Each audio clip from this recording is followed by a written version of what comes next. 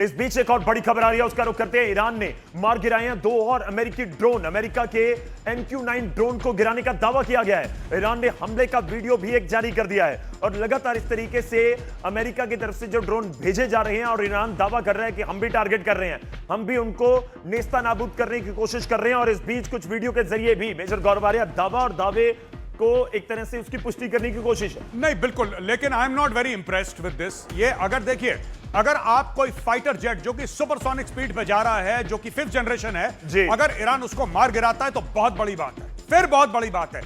MQ-9 reaper is like a flying pigeon. हाँ, थोड़ी सी height पे उड़ेगा, 30 फीट, 30,000, 40,000, 50,000 फुट, इसमें कोई शक नहीं है।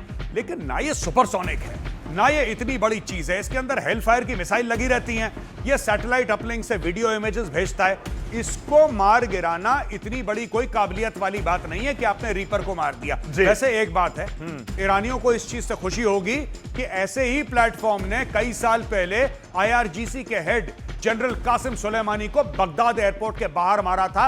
वो भी ऐसी ड्रोन था, अमेरिकन ड्रोन, जिसने कासिम सुलेमानी को मार गिराया था। कहने की बात यह है कि रीपर को गिराना, सी गार्डियन को गिराना या प्रेडेटर ड्रोन को, ये एक ही फैमिली के जनरल एटॉमिक्स के, इनको गिराना इतनी बड़ी कोई बात नहीं है। ये कोई फाइटर जेट नहीं है। जी चलिए, लेकिन दावा तो दावा है और दावा इस तरीके से किया जा रहा है कि हम भी पूरा पलटवार करने की कोशिश कर रहे हैं। ये ईरान दावा कर रहा है। इस बीच आगे बढ़ता हूं और जंग के बीच दावा तो ट्रंप की तरफ से भी किया जा रहा है। बड़े बड़े दावे इस समय डोनाल्ड ट्रंप कर रहे हैं। उनकी तरफ से दावा क्या किया जा रहा है, मैं आपको स्क्रीन के ऊपर लेकर आऊंगा, वो दिखाऊंगा।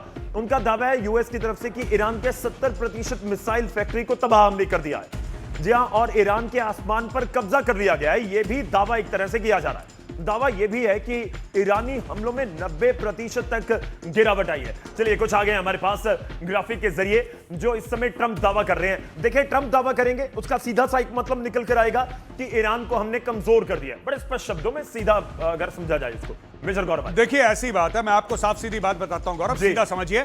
मुझे नहीं लगता कि इन दावों में कोई दम है। अगर आप ये कहते हैं कि आपने 70% उनकी कैपेसिटी कम कर दी है, जी, तो हमें जमीन पर दिखना चाहिए भाई वो 70% कैपेसिटी कम हो गई है। बोलने से क्या होता है, वो तो मैं भी बोल दूं कि इनकी 90%, 70, फिर 70 क्यों बोलो, आप सीधा 100 बोलो ना। बात यह है कि क्या ईरान आज की तारीख में मिसाइल दाग रहा है? यस। क्या ईरान इजराइल के अंदर निशाने अपने काबिलियत के साथ मार रहा है कि नहीं मार रहा? बिल्कुल। क्या वो पूरे मिडिल ईस्ट में आग लगाने में कामयाब है कि नहीं है? बिल्कुल। जब ये सारी की सारी बातें सच हैं, फिर ये कहना कि साहब हमने 90% कैपेसिटी कम कर दी और 70% कैपेसिटी कम कर दी, जी, ये बातों इन तीनों में तेल नहीं है। इस बीच एक और बड़ी खबर आ रही है, उसका रुख करते हैं। इजराइल पर ईरान का नया हमला। आप कह रहे हैं कि हमले हो रहे हैं, इजराइल की तरफ से तो हो रहे हैं। और इस बीच एक बड़ी खबर है, कई लोकेशंस के ऊपर क्लस्टर बम गिराए गए हैं। हमले में कई लोगों के घायल होने की भी खबर है। तो एक और बड़ी खबर इस समय जंग के मैदान से, इजराइल पर ईरान का नया हमला। जी और कई हमले लगातार जारी हैं। इजराइल ईरान के ऊपर लगातार जो हमले हैं वो कर रहा है। तरफ से लगातार बैलिस्टिक मिसाइल से हमले किए जा रहे हैं, साथ ही कुछ वॉरहेड्स में क्लस्टर बॉम्ब्स होते हैं। अभी जो थोड़ी देर पहले अटैक किया गया ईरान की तरफ से, उसमें क्लस्टर बॉम्ब्स थे और वो कई जगहों पे टेल अवीव में इर्द गिर्द गिरे और कई जगहों पे तबाही हुई। और आप देख सकते हैं, ये वो स्पॉट है जहां पे एक क्लस्टर बॉम्ब गिरा और यहाँ पे एक बड़ा सा गड्ढा हुआ है और यहाँ पे एक गाड़ी थी और गाड़ी यहाँ पे चकनाचूर हुई है। और यहाँ पे आप देख सकते हैं, यही वो स्पॉट है जहाँ पे एक क्लस्टर बॉम्ब गिरा। लगातार टेल अवीव के इर्द गिर्द जो है निशाने साधे जा रहे हैं ईरान की तरफ से। तो ये आप देख सकते हैं, ये वो स्पॉट है जहाँ पर अभी ईरान की तरफ से दागा गया मिसाइल जो है वो गिरा। और यहाँ पे आप देख सकते हैं किस तरीके का एक बड़ा सा क्रेटर यहाँ पे हुआ। ये गाड़ी यहाँ पे थी और आप देख सकते हैं गाड़ी जो है वो चकनाचूर हुई है। और अभी यहाँ पे हम देख पा रहे हैं कि पुलिस है और IDF के लोग यहाँ पर हैं और यहाँ पर भी नुकसान हुआ है। और यही हाल काफ़ी जगहों पे देखने को मिल रहा है इसराइल में, जहाँ जहाँ पर भी ये क्लस्टर बम गिरते हैं या जहाँ पर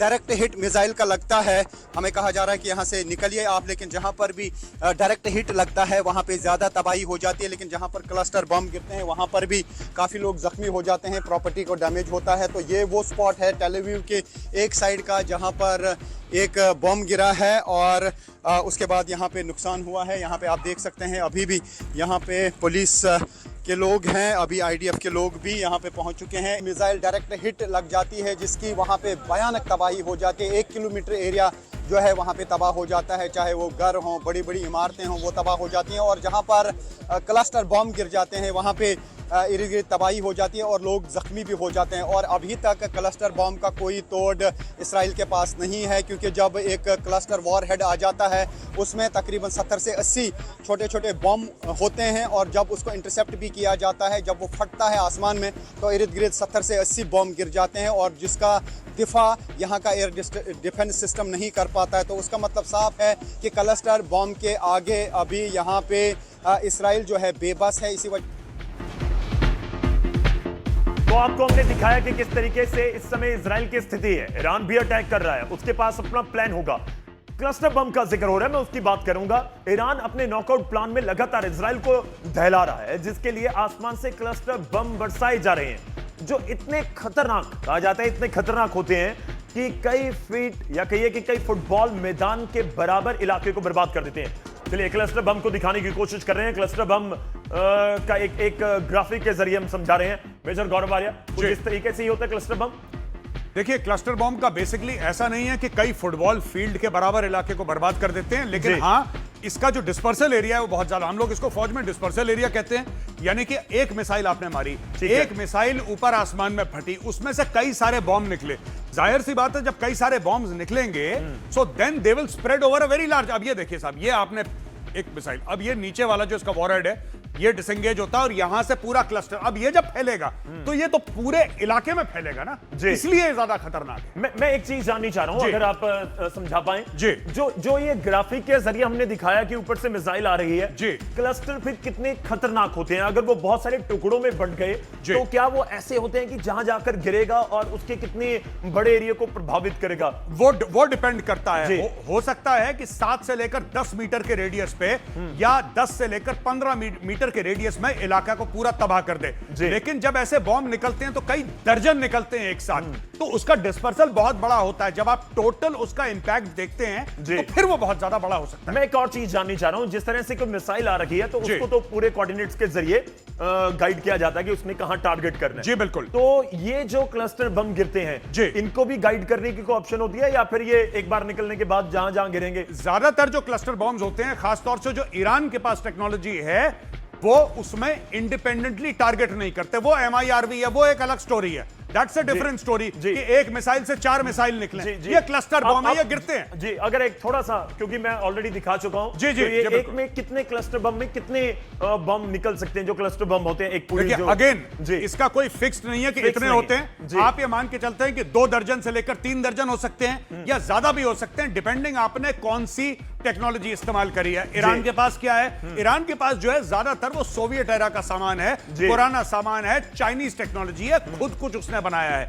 ये जो क्लस्टर बॉम्ब आप दिखाने की यहां पे कोशिश कर रहे हैं, ये बेसिकली एक डिस्पर्सल एरिया वेपन हो जाता है।